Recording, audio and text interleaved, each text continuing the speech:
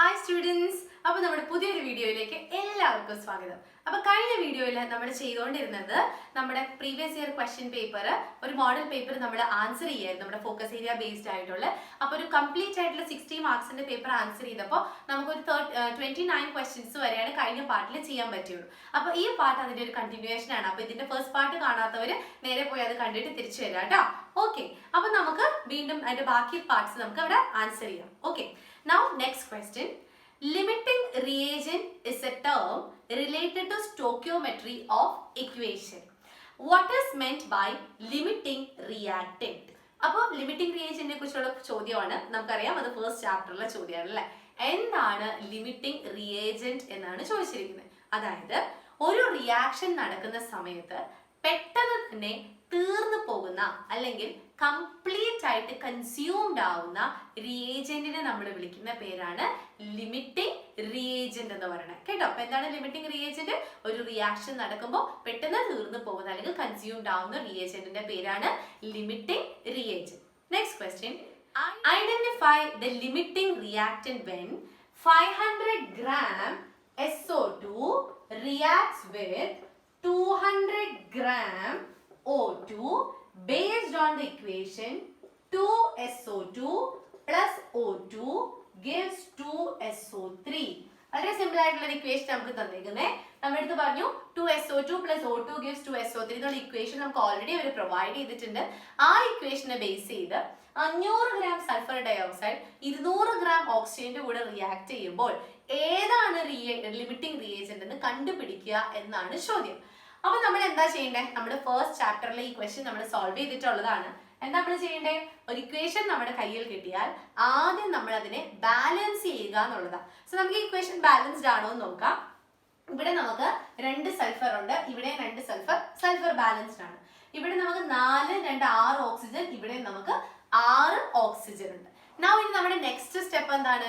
ഇതിന്റെ molecular mass കണ്ടുപിടിക്കുക എന്നുള്ളതാണ്. അപ്പൊ മോളിക്യുലർ മാസ് എങ്ങനെ കണ്ടുപിടിക്കാം? സൾഫറിന്റെ മോളിക്യുലർ മാസ് എന്ന് പറയുന്നത് 32 ആണ്. അറ്റോമിക് മാസ് ഓഫ് സൾഫർ എന്ന് പറയുന്നത് 32 ആണ്. അപ്പൊ നമുക്ക് എങ്ങനെ SO2 മോളിക്യുലർ മാസ് നമുക്ക് കണ്ടുപിടിക്കാം. അപ്പൊ SO2 മോളിക്യുലർ മാസ് എത്രയായിരിക്കും?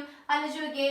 ഇവിടെ നമുക്ക് S എന്ന് പറയുന്ന ഒരു 32 ഉണ്ട്, പിന്നെ ഓക്സിജന്റെ 16 into 2 വീണ്ടും ഒരു 32 ഉണ്ട്. സോ ഇറ്റ് വിൽ ബി 64 അല്ലേ? ശരിയല്ലേ? അപ്പൊ നമുക്ക് നോക്കാം 64. ഇനി 64ന്റെ ഡബിൾ ആണ് നമുക്ക് വേണ്ടത് അല്ലെ. 64ന്റെ ഡബിൾ എന്താ? 2 അവിടെ ഉണ്ടല്ലോ. സോ അതുകൊണ്ട് 128 ഗ്രാം ആണ് നമ്മുടെ സൾഫർ ഡയോക്സൈഡ്. ഇനി ഓക്സിജൻ നോക്കാം, 32 ഗ്രാം ആണ്. അപ്പൊ ഇവിടെ നമുക്ക് റിലേഷൻ സൾഫർ ഡയോക്സൈഡും ഓക്സിജനും കാരണം ആയതുകൊണ്ട് ഇപ്പുറത്തേക്ക് നമ്മൾ കണ്ടുപിടിക്കേണ്ട കാര്യമില്ല, അത് അവിടെ നിൽക്കട്ടെ. ഇനി നമ്മളോട് ചോദിച്ചിരിക്കുന്നത് എന്താണ്? 500 ഗ്രാം സൾഫർ ഡയോക്സൈഡ് 200 ഗ്രാം ഓക്സിജന്റെ കൂടെ റിയാക്ട് ചെയ്താൽ ആരാണ് ലിമിറ്റിംഗ് റിയേജന്റ്? അതിനു വേണ്ടി നമ്മൾ ആദ്യം മനസ്സിലാക്കേണ്ട കാര്യം 128 ഗ്രാം സൾഫർ ഡയോക്സൈഡിന് 32 ഗ്രാം ഓക്സിജൻ ആണ് നമുക്ക് ആവശ്യം. അപ്പൊ നമ്മൾ എങ്ങനെ എഴുതും? 128 gram SO2 requires 32 gram oxygen. കിട്ടിയല്ലോ? അങ്ങനെയെങ്കിൽ നമുക്ക് നോക്കാം 500 ഗ്രാം SO2ന് 500 ഗ്രാം SO2ന് എത്ര ഓക്സിജൻ ആവശ്യമുണ്ട് എന്ന് നമുക്ക് നോക്കാം. എത്ര ഓക്സിജൻ എന്ന് പറയുമ്പോൾ നമ്മളവിടെ X ആണ് എഴുതുക അല്ലെ. X ഗ്രാം ഓഫ് ഓക്സിജൻ നമുക്ക് നോക്കാം. എന്താണ് നെക്സ്റ്റ് സ്റ്റെപ്പ്? ക്രോസ് മൾട്ടിപ്ലൈ ചെയ്യുക എന്നുള്ളതാണ്. അപ്പൊ ക്രോസ് മൾട്ടിപ്ലിക്കേഷൻ ചെയ്യുമ്പോൾ 128x is equal to 32 into 500. Okay, now X is equal to 32 into 500 divided by 128 എന്ന് നമുക്ക് കിട്ടും. ഓക്കെ, പിന്നെ നമുക്ക് നോക്കാം 32 128 തമ്മിൽ എന്തെങ്കിലും റിലേഷൻ ഉണ്ടോ എന്ന് നോക്കാമല്ലോ. അപ്പൊ 32 into ഒരു 4 ചെയ്ത് നോക്കാം. 4, yes, 32 into 4 ആണ് നമുക്ക് 128. അപ്പൊ അതിൽ നമുക്ക് മനസ്സിലായി 1/4 into 500. അപ്പൊ ഇതിൽ നിന്ന് നമുക്ക് എങ്ങനെ ക്യാൻസൽ ചെയ്തെടുക്കാം? 1/4 into 500 എന്ന് പറയുമ്പോൾ that is equal to, ഇവിടെ നമ്മൾ 2 വെച്ച് കട്ട് ചെയ്തു, ഇവിടെ നമുക്ക് 250 ആണ്. അഗൈൻ നമുക്ക് ഇവിടെ 2 വെച്ച് കട്ട് ചെയ്യുകയാണെങ്കിൽ 1 then 2 125. So 125 gram of oxygen. അപ്പൊ അതിൽ നമുക്ക് എന്താ മനസ്സിലായേ? 500 ഗ്രാം സൾഫർ ഡയോക്സൈഡിന് 125 ഗ്രാം ഓക്സിജൻ മതി. പക്ഷെ ഇവിടെ എത്ര ഗ്രാം ഉണ്ട്? 200 ഗ്രാം ഉണ്ട്. അപ്പൊ ആരാണ് ഇവിടെ കുറവ്? ആരാ കുറവ്? സൾഫർ ഡയോക്സൈഡ് ആണ് അല്ലെ. കാരണം 500 ഗ്രാം റിയാക്ട് ചെയ്യണമെങ്കിൽ 125 ഗ്രാം മതി. ഇവിടെ 200 ഉള്ളപ്പോൾ കൂടുതൽ ഓക്സിജൻ ആണ്, അപ്പൊ കുറവുള്ളത് ആരാണ്? Sulphur dioxide. അപ്പൊ ഈ ഒരു കേസിൽ ലിമിറ്റിംഗ് റിയേജന്റ് ആരാണ്? സൾഫർ ഡയോക്സൈഡ് ആണ്. മനസ്സിലായല്ലോ? അപ്പൊ ലിമിറ്റിംഗ് റിയേജന്റ് ക്വസ്റ്റ്യൻസ് ഒരുപാട് പ്രാവശ്യം ചോദിച്ചു കണ്ടിട്ടുണ്ട്. അത് ഭയങ്കര ഇമ്പോർട്ടന്റ് ആണ്. നിങ്ങൾ എന്തായാലും അതുപോലത്തെ ക്വസ്റ്റ്യൻസ് ചെയ്ത് പഠിക്കുക കേട്ടോ. അതുപോലത്തെ ഒരു ക്വസ്റ്റ്യൻ നമ്മൾ നമ്മുടെ ഫസ്റ്റ് വീഡിയോയിലും ചെയ്തിട്ടുണ്ട്. അപ്പൊ പോയിട്ട് ആ വീഡിയോ കാണുക, അല്ലെങ്കിൽ നമുക്ക് കുറെ ക്വസ്റ്റ്യൻ പേപ്പേഴ്സ് എടുത്ത് നിങ്ങൾ അത് ചെയ്ത് നോക്കുക. അപ്പൊ അതാണ് നമ്മുടെ ഫസ്റ്റ് ക്വസ്റ്റ്യൻ. 4 മാർക്കിന്റെ ക്വസ്റ്റ്യൻ ആയിരുന്നു നമ്മൾ ഡിസ്കസ് ചെയ്തത്. 2 മാർക്ക് എന്താണ് ലിമിറ്റിംഗ് റിയേജന്റ് എന്ന് എഴുതുന്നതിനും 2 മാർക്ക് ലിമിറ്റിംഗ് റിയേജന്റ് കാൽക്കുലേഷനും. Okay, now next question. Atomic spectrum is helpful for spectral studies. Name the series of line found in hydrogen spectrum. ഞാൻ വളരെ ഡീറ്റെയിൽ ആയിട്ട് കഴിഞ്ഞ ക്ലാസ്സിൽ എക്സ്പ്ലെയിൻ ചെയ്തതാണ്. ഹൈഡ്രജൻ സ്പെക്ട്രത്തിന്റെ ലൈൻസ് ഓഫ് സ്പെക്ട്രം ഏതാണ്? നമുക്കറിയാം Lyman series, Brackett series, Paschen series, Pfund series ഒക്കെ നമ്മൾ എക്സ്പ്ലെയിൻ ചെയ്തത്. അപ്പൊ അതിൽ എന്തെങ്കിലും ഡൗട്ട്സ് ഉണ്ടെങ്കിൽ നിങ്ങൾ താഴെ കമന്റ് ചെയ്യുക കേട്ടോ. സെക്കൻഡ് ചാപ്റ്ററിലെ ഒരു ക്വസ്റ്റ്യൻ ആണിത്. നേരെ ആ ലൈൻ സ്പെക്ട്രം അങ്ങനെ തന്നെ നിങ്ങൾ കാണാതെ പഠിച്ചാൽ മതി. Okay, now next question. Atoms can lose or gain electrons to get stability. അല്ലെ, ആറ്റംസ് അതിന്റെ ഇലക്ട്രോൺസ് നഷ്ടപ്പെടുകയോ അത് ഗെയിൻ ചെയ്യുകയോ ചെയ്യും. അതിന്റെ question, what do you mean by an iso electronic species? എന്താണ് ഐസോ ഇലക്ട്രോണിക് സ്പീഷീസ് എന്ന് പറഞ്ഞാൽ? ഒരേ നമ്പർ ഓഫ് ഇലക്ട്രോൺസ് ഉള്ള ആൾക്കാരെയാണ് നമ്മൾ ഐസോ ഇലക്ട്രോണിക് സ്പീഷീസ് എന്ന് വിളിക്കുക. അതായത് ഒരേ നമ്പർ ഓഫ് ഇലക്ട്രോൺ, ചിലപ്പോൾ ഒരു ഇലക്ട്രോൺ കളഞ്ഞിട്ടൊക്കെ ആയിരിക്കും ഒരാൾ അതേ നമ്പറിലേക്ക് വരിക. സോ ഒരേ നമ്പർ ഓഫ് ഇലക്ട്രോൺസ് ഉള്ള ആൾക്കാരാണ് ഐസോ ഇലക്ട്രോണിക് സ്പീഷീസ്. അപ്പൊ നിങ്ങൾ എപ്പോഴും ചിലപ്പോൾ ഒക്കെ ഉണ്ടല്ലോ, ചിലപ്പോൾ ഒരു വലിയ ലിസ്റ്റ് വന്നിട്ട് അതിനകത്ത് ഐസോ ഇലക്ട്രോണിക് സ്പീഷീസിനെ കണ്ടുപിടിക്കാൻ ചോദിക്കാറുണ്ട്. അപ്പൊ നിങ്ങൾ എന്താ ചെയ്യേണ്ടതെന്ന് വെച്ചാൽ ലിസ്റ്റ് കിട്ടി കഴിയുമ്പോൾ തന്നെ ഓരോരുത്തരുടെയും നമ്പർ ഓഫ് ഇലക്ട്രോൺസ് നിങ്ങൾ എഴുതി വെക്കണം കേട്ടോ. അപ്പൊ എല്ലാവരുടെയും ഇപ്പോൾ ഒരാളുടെ മുകളിൽ പ്ലസ് സൈൻ ഉണ്ടെങ്കിൽ ആ ഇലക്ട്രോൺ പോയി എന്നാണ് അർത്ഥം. മൈനസ് സൈൻ ആണെങ്കിൽ കൂടുതലുണ്ടെന്ന് അർത്ഥം. അപ്പൊ നിങ്ങൾ നോക്കുക എത്ര പ്ലസ് ഉണ്ട് എത്ര മൈനസ് ഉണ്ട്, അതിനനുസരിച്ച് എല്ലാവരുടെ ഇലക്ട്രോൺസ് നിങ്ങൾ എഴുതുക. ഡൗട്ട്സ് ഉണ്ടെങ്കിൽ താഴെ നിങ്ങൾ കമന്റ് ചെയ്യുക. നൗ അതിന്റെ രണ്ടാമത്തെ question. Arrange the following iso electronic species based on their ionic radius. അപ്പൊ തന്നിരിക്കുന്നത് Na+ ഉണ്ട്, then Mg2+, O2- and F-. ഇത്രയാണ് നമുക്ക് തന്നിരിക്കുന്നത്. Na+, Mg2+, O2-, F-. ഇവരൊക്കെ ഐസോ ഇലക്ട്രോണിക് സ്പീഷീസ്. എങ്ങനെയാണ് നമുക്ക് ജസ്റ്റ് ഒന്ന് നോക്കാം അല്ലെ.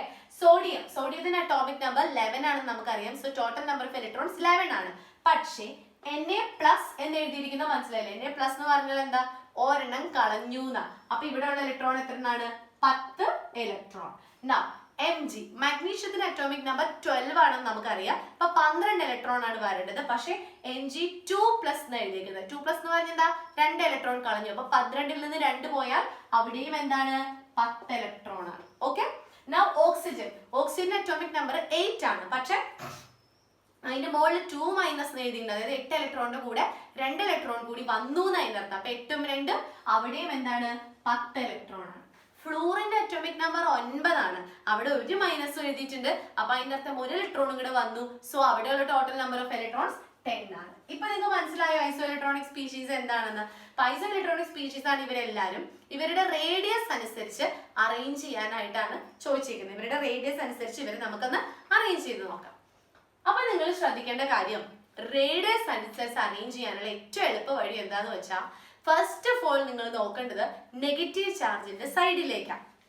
നെഗറ്റീവ് ചാർജിന്റെ സൈഡിൽ കൂടുതൽ നമ്പർ ഓഫ് നെഗറ്റീവ് ചാർജ് ഉള്ള ആളായിരിക്കും ഏറ്റവും കൂടുതൽ റേഡിയസ് ഉള്ള ആള്. അപ്പൊ നമുക്ക് എങ്ങനെ നോക്കാം? അപ്പൊ ഇങ്ങോട്ട് നോക്കി എങ്ങനെയായിരിക്കും നമ്മള് O2- നമ്മൾ എന്ത് ചെയ്യാം? ആദ്യം എഴുതാം. കാരണം ഏറ്റവും കൂടുതൽ നെഗറ്റീവ് ചാർജ് ഉള്ളത് O2-. അടുത്തത് ആരാ? F- ആണ് അല്ലെ. അടുത്ത ആളെ നമ്മൾ F- എന്ന് എഴുതി വെച്ചു. ഇനി നമ്മൾ പോസിറ്റീവ് സൈഡിലേക്ക് വരണം. പോസിറ്റീവ് ചാർജിന്റെ സൈഡിൽ ഏറ്റവും കുറവ് പോസിറ്റീവ് ചാർജ് ഉള്ള ആളായിരിക്കും കൂടുതൽ റേഡിയസ് ഉള്ള ആള്. അപ്പൊ എങ്ങനെയായിരിക്കും? അടുത്തയാള് Na+, അത് കഴിഞ്ഞിട്ട് Mg2+. അപ്പൊ മറക്കരുത് കേട്ടോ, ഈ ഓർഡർ എങ്ങനെയാ വന്നത്? ഓർഡർ വരുമ്പോൾ നിങ്ങൾ ശ്രദ്ധിക്കേണ്ട കാര്യം, നെഗറ്റീവ് സൈഡിലേക്ക് ആദ്യം പോകുക.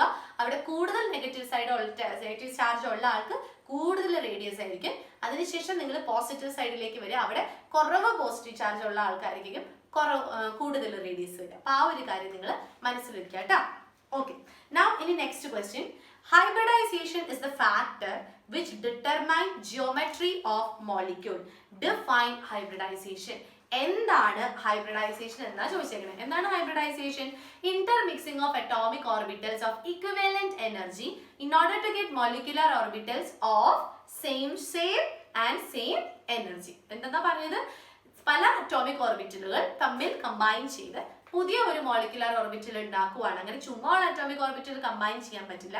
ഇക്വിവാലന്റ് എനർജി അല്ലെങ്കിൽ കമ്പാരബിൾ എനർജി ആയിട്ടുള്ള അറ്റോമിക് ഓർബിറ്റലുകൾ കമ്പൈൻ ചെയ്ത് മോളിക്കുലർ ഓർബിറ്റൽ ഉണ്ടാകുന്ന പ്രോസസ്സിനെ വിളിക്കുന്ന പേരാണ് ഹൈബ്രിഡൈസേഷൻ. ആ ഡെഫിനിഷൻ ആണ് കേട്ടോ.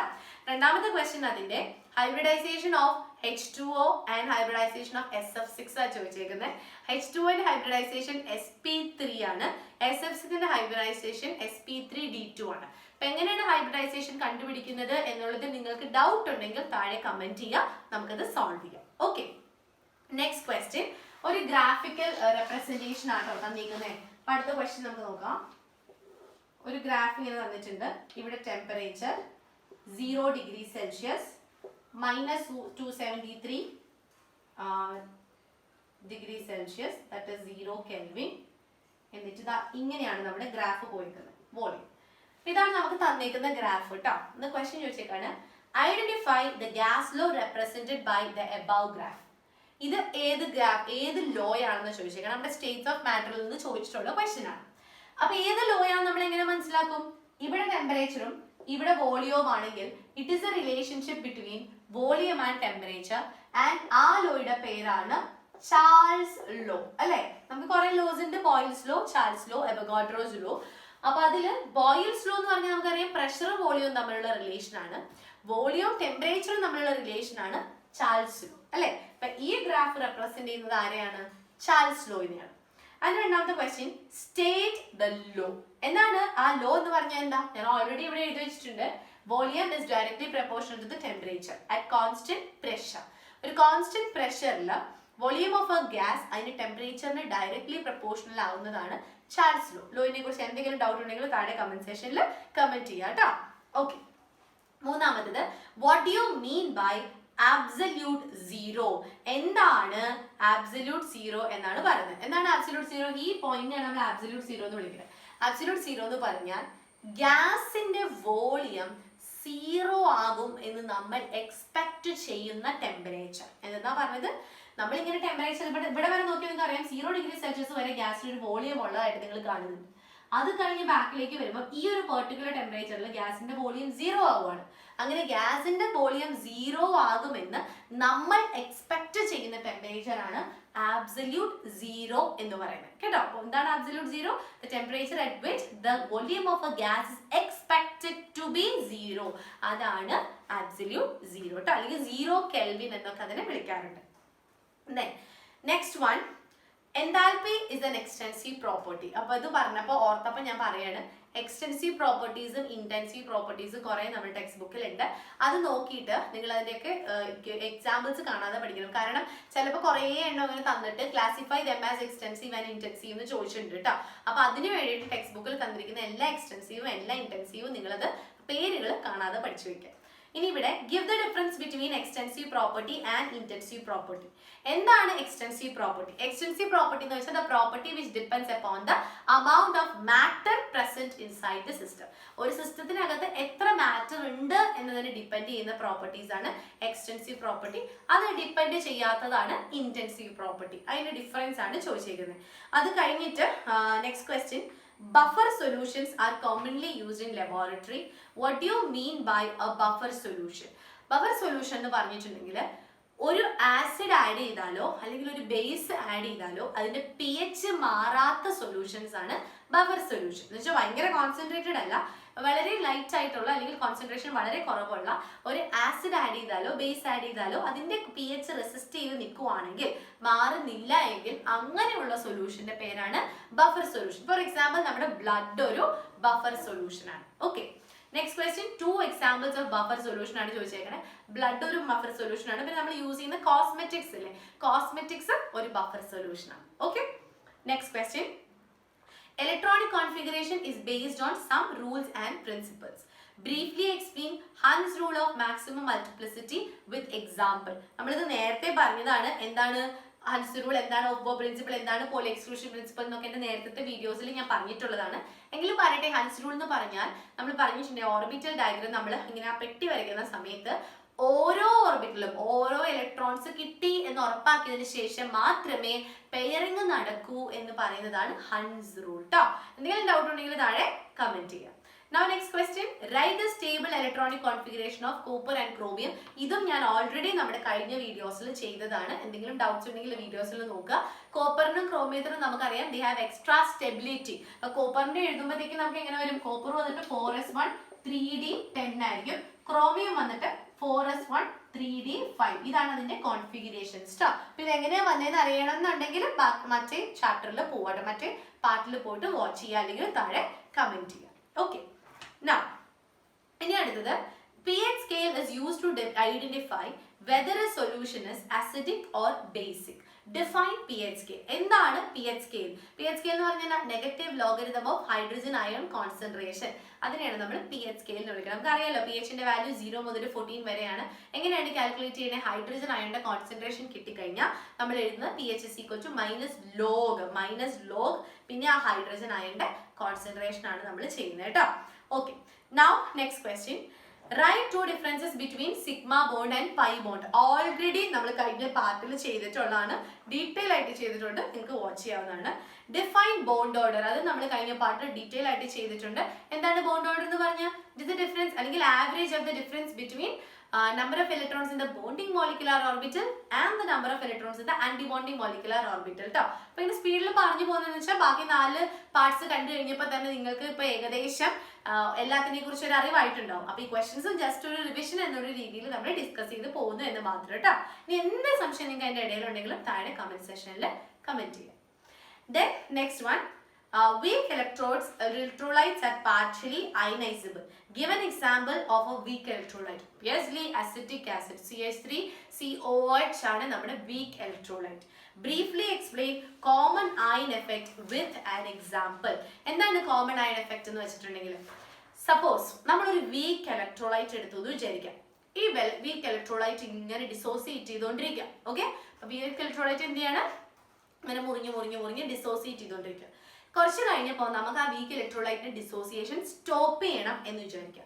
പക്ഷെ നമുക്ക് സ്റ്റോപ്പ് ചെയ്യാൻ പറ്റുന്നില്ല. അത് സ്റ്റോപ്പ് ചെയ്യാൻ വേണ്ടിയിട്ട് നമ്മൾ സെയിം അയോൺ ഉള്ള അല്ലെങ്കിൽ കോമൺ ആയിട്ടുള്ള അയോൺ ഉള്ള ഒരു സ്ട്രോങ് ഇലക്ട്രോലൈറ്റ് ഇതിനകത്തേക്ക് നമ്മൾ ആഡ് ചെയ്യുവാണെങ്കിൽ അതിനെ വിളിക്കുന്ന പേരാണ് കോമൺ അയൺ എഫക്റ്റ് എന്ന് വിളിക്കുന്നത്. ഫോർ എക്സാമ്പിൾ, ഇപ്പൊ നമ്മൾ അസറ്റിക് ആസിഡ് ഇങ്ങനെ ഡിസോസിയേറ്റ് ചെയ്യണം. എന്തെന്നാ ഡിസോസിയേറ്റ് ചെയ്യണേ? CH3CO മൈനസും H+ ആയിട്ട് എന്ത് ചെയ്യുന്നു? ഡിസോസിയേറ്റ് ചെയ്യുന്നു. അങ്ങനെ ഡിസോസിയേറ്റ് ചെയ്യുന്ന അസറ്റിക് ആസിഡിന്റെ അത് സപ്രസ് ചെയ്യാൻ വേണ്ടി അല്ലെങ്കിൽ ഡിസോസിയേഷൻ നിർത്താൻ വേണ്ടി നമ്മൾ എന്താണ് ചെയ്യുന്നത്? സോഡിയം അസറ്റേറ്റ് എന്ന് പറയുന്ന ഒരു ഇലക്ട്രോലൈറ്റിനെ ആഡ് ചെയ്യാം. അപ്പൊ സോഡിയം അസറ്റേറ്റിനെ ആഡ് ചെയ്യാന്ന് പറഞ്ഞാൽ എന്താ? CH3COO Na ആണ് സോഡിയം അസറ്റേറ്റ്. അപ്പൊ അത് ഡിസോസിയേറ്റ് ചെയ്യുമ്പോൾ എന്താ സംഭവിക്കുക? CH3COO മൈനസും Na+ ആയിട്ട് എന്ത് ചെയ്യുന്നു? ഡിസോസിയേറ്റ് ചെയ്യുന്നു അല്ലെ? അപ്പൊ CH3COO മൈനസ് എന്ന് പറയുന്നത് രണ്ടു പേർക്കും കോമൺ ആയിട്ടുള്ളത്. അതിനെയാണ് നമ്മൾ കോമൺ അയൺ എഫക്റ്റ് എന്ന് വിളിക്കുക. അപ്പൊ എന്താ പറഞ്ഞത്? ഒരു വീക്ക് ഇലക്ട്രോലൈറ്റിന്റെ ഡിസോസിയേഷൻ സപ്രസ് ചെയ്യാൻ വേണ്ടിയിട്ട് നമ്മളൊരു സ്ട്രോങ് ഇലക്ട്രോലൈറ്റ് ആഡ് ചെയ്യുന്ന പ്രോസസ്സിനെ വിളിക്കുന്ന പേരാണ് കോമൺ അയൺ എഫക്റ്റ്. ഓക്കെ, അടുത്ത ക്വസ്റ്റ്യനിലേക്ക് പോവാം. We can predict the spontaneity of the reaction from free energy change. What do you mean by a spontaneous process? Give an example. എന്താണ് സ്പോണ്ടേനിയസ് പ്രോസസ് എന്ന് പറഞ്ഞാൽ? ആരുടെയും സഹായമില്ലാതെ, അതായത് പുറത്ത് നിന്ന് യാതൊരു രീതിയിലുള്ള ഫോഴ്സും ഉപയോഗിക്കാതെ അല്ലെങ്കിൽ ആരുടെയും സഹായമില്ലാതെ തനിയെ നടക്കുന്ന പ്രോസസ്സിന്റെ പേരാണ് സ്പോണ്ടേനിയസ് പ്രോസസ് എന്ന് പറയുന്നത്. ഫോർ എക്സാമ്പിൾ, നമ്മൾ വെള്ളത്തിനകത്ത് ഉപ്പ് കലകുന്നു, നമുക്ക് പ്രത്യേകിച്ച് വേറെ എനർജി ഒന്നും കൊടുക്കേണ്ട കാര്യമില്ല, അത് തന്നെ ഡിസോൾവ് ചെയ്യും. So it's A spontaneous process. എന്താണ് സ്പോണ്ടേനിയസ് പ്രോസസ് എന്ന് പറഞ്ഞാൽ? എക്സ്റ്റേണൽ ഏജൻസിയുടെ ഹെൽപ്പ് ഇല്ലാതെ തനിയെ നടക്കുന്ന പ്രോസസ് ആണ് സ്പോണ്ടേനിയസ് പ്രോസസ്. ഇനി സ്പോണ്ടേനിറ്റി കണ്ടുപിടിക്കാനുള്ള ഒരു വഴിയാണ് നമ്മൾ പഠിച്ചിട്ടുള്ള ഒരു ഇക്വേഷൻ ഉണ്ട്. ΔG is equal to ΔH minus T ΔS. ഈ ഇക്വേഷനിൽ ΔGയുടെ വാല്യൂ നെഗറ്റീവ് ആവുകയാണെങ്കിൽ നമുക്ക് പറയാം the reaction is spontaneous. അപ്പൊ അതിന്റെ എക്സാമ്പിൾസ് നമ്മുടെ ടെക്സ്റ്റ് ബുക്കിൽ ഇൻടെക്സ്റ്റ് ക്വസ്റ്റ്യനിൽ ഉണ്ട്. അപ്പൊ അത് നിങ്ങൾ ചെയ്ത് നോക്കുക കേട്ടോ. ഫോർ എക്സാമ്പിൾ, ഒരു ക്വസ്റ്റ്യൻ ഞാൻ ഇവിടെ ജസ്റ്റ് ഒന്ന് വർക്ക്ഔട്ട് ചെയ്ത് കാണിച്ചു തരാം. ക്വസ്റ്റ്യൻ ഇതാണ്. The enthalpy and entropy changes of a reaction are 40.63 kilojoules more. അപ്പോൾ enthalpy എന്ന് പറയുന്നത് ഡെൽറ്റ എച്ച് ആണ്. Enthalpy is equal to 40.63 kilojoules per mole. Okay. Then entropy. Entropy എന്ന് പറയുന്നത് എന്താണ്? ഡെൽറ്റ എസ് ആണ്. Delta S is equal to 108.8 joule Kelvin inverse mole inverse. Okay. Then next one തന്നിട്ടുണ്ട് temperature. Next question temperature ഉണ്ട്. Temperature T is equal to 27 degrees Celsius. Then ഈ നമ്മളോട് പറയുകയാണ് ഈ റിയാക്ഷൻ സ്പോണ്ടേനിയസ് ആണോ അല്ലയോ എന്ന് കണ്ടുപിടിക്കാനാണ് നമ്മുടെ ചോദ്യം. അപ്പൊ നമ്മൾ എന്താ ചെയ്യേണ്ടതെന്ന് വെച്ചാൽ എപ്പോഴും ശ്രദ്ധിക്കുക, ഡെൽറ്റ എച്ചിന്റെ വാല്യൂ എന്താൽപി കിലോ ജൂളിലാണെങ്കിൽ അതിന് ജൂളിലേക്ക് മാറ്റണം. നിങ്ങൾ എപ്പോഴും എല്ലാം ഡെൽറ്റ എച്ച് മാത്രമല്ല ഡെൽറ്റ എസ് ആണെങ്കിലും കിലോ ജൂളിലാണെങ്കിൽ അതിന് ജൂളിലേക്ക് മാറ്റാം. അപ്പൊ 4.63 എന്നുള്ളത് നമ്മൾ ജൂളിലേക്ക് മാറ്റുമ്പോഴത്തേക്കും അത് വന്നിട്ട് 40630 ജൂൾ മോൾ ഇൻവേഴ്സ് എന്ന് മാറും. അതുപോലെ തന്നെ ടെമ്പറേച്ചർ ഡിഗ്രി സെൽഷ്യസിലാണെങ്കിൽ നിങ്ങൾ കെൽവിനിലേക്ക് മാറ്റണം. 27 പ്ലസ് 273 ആണ് ചെയ്യേണ്ടത്. That is equal to 300 kelvin. ഇപ്പൊ എല്ലാം ഓക്കെ ആയി. അപ്പൊ ഡെൽറ്റ എച്ച് ഇപ്പൊ ജൂളിൽ കിട്ടി, ഡെൽറ്റ എസ് നമുക്ക് ജൂളിലുണ്ട്, ടെമ്പറേച്ചർ നമുക്ക് കെൽവിനിലും ഉണ്ട്. ഇനി നമ്മുടെ ഇക്വേഷനിലേക്ക് എഴുതുക. Delta G is equal to delta H minus T delta S. നമ്മൾ സബ്സ്റ്റിറ്റ്യൂട്ട് ചെയ്യാം. ഡെൽറ്റ ജി അറിയില്ല, ഡെൽറ്റ എച്ച് എന്ന് പറയുന്നത് 40630 മൈനസ് ടി എന്ന് പറയുന്നത് എന്താണ് 300 into 108.8. That is equal to final answer നമുക്ക് ഒരു പ്ലസ് 7990 എന്ന് കിട്ടും. അപ്പൊ ഇതിന്റെ അർത്ഥം എന്താ? ആൻസർ നമുക്ക് ഡെൽറ്റ ജിയുടെ ആൻസർ പ്ലസിലാ കിട്ടിയേ. അതിന്റെ അർത്ഥം ഈ പെർട്ടിക്കുലർ ടെമ്പറേച്ചറിനകത്ത് ഈ പറയുന്ന പ്രോസസ് ഫീസിബിൾ അല്ല എന്നാ പറയുന്നത്. ഈ പെർട്ടിക്കുലർ ടെമ്പറേച്ചറിൽ ഇത് ഫീസിബിൾ അല്ല എന്നാണ് പറയുന്നത്. ക്ലിയർ ആയോ പറഞ്ഞത്? അപ്പൊ ഇങ്ങനെയാണ് നമ്മൾ സ്പോണ്ടേനിറ്റി നോക്കണേ, അല്ലെങ്കിൽ ഫീസിബിൾ ആണോ എന്നൊക്കെ നമ്മൾ റിയാക്ഷൻ നോക്കുന്നത്. അപ്പൊ നമ്മൾ എന്താ ചെയ്തത്? നമ്മൾ ഹോൾ ടോട്ടൽ ഒരു 60 മാർക്കിന്റെ ക്വസ്റ്റ്യൻ പേപ്പർ, അതായത് ടോട്ടൽ 40 ക്വസ്റ്റ്യൻസ് ഉള്ള ഒരു ക്വസ്റ്റ്യൻ പേപ്പർ ആണ് നമ്മൾ ഈ 2 പാർട്ടായിട്ട് നമ്മളിപ്പോ ആൻസർ ചെയ്ത് തീർത്തത്. അപ്പോൾ ഇതുവരെയും നമ്മളിപ്പോ ടോട്ടൽ 6 പാർട്ടാണ് നമ്മൾ ഈ പറയുന്ന ഫോക്കസ് ഏരിയ ബേസ്ഡ് ആയിട്ടുള്ള ക്വസ്റ്റ്യന് വേണ്ടിയിട്ട് ചെയ്തപ്പോൾ ഒരുപാട് ക്വസ്റ്റ്യൻസ് നമ്മൾ ഡിസ്കസ് ചെയ്ത് പോയിട്ടുണ്ട്. നിങ്ങൾക്ക് ഏതെങ്കിലും ക്വസ്റ്റ്യനിൽ ഡൗട്ട് ഉണ്ടെങ്കിൽ നിങ്ങൾ താഴെ കമന്റ് സെക്ഷനിൽ നിങ്ങൾ കമന്റ് ചെയ്യുക. അതുപോലെ തന്നെ നിങ്ങൾക്ക് വീഡിയോസ് ഇഷ്ടപ്പെട്ടുവെങ്കിൽ ലൈക്ക് ചെയ്യുക, സബ്സ്ക്രൈബ് ചെയ്യുക, നിങ്ങളുടെ ഫ്രണ്ട്സിനും കൂടി ഉപകാരപ്പെടാൻ വേണ്ടിയിട്ട് ഷെയർ ചെയ്യുക കേട്ടോ. അപ്പൊ ഇതുപോലുള്ള വീഡിയോസ് ആയിട്ട് നമുക്ക് വീണ്ടും കാണാം. Thank you.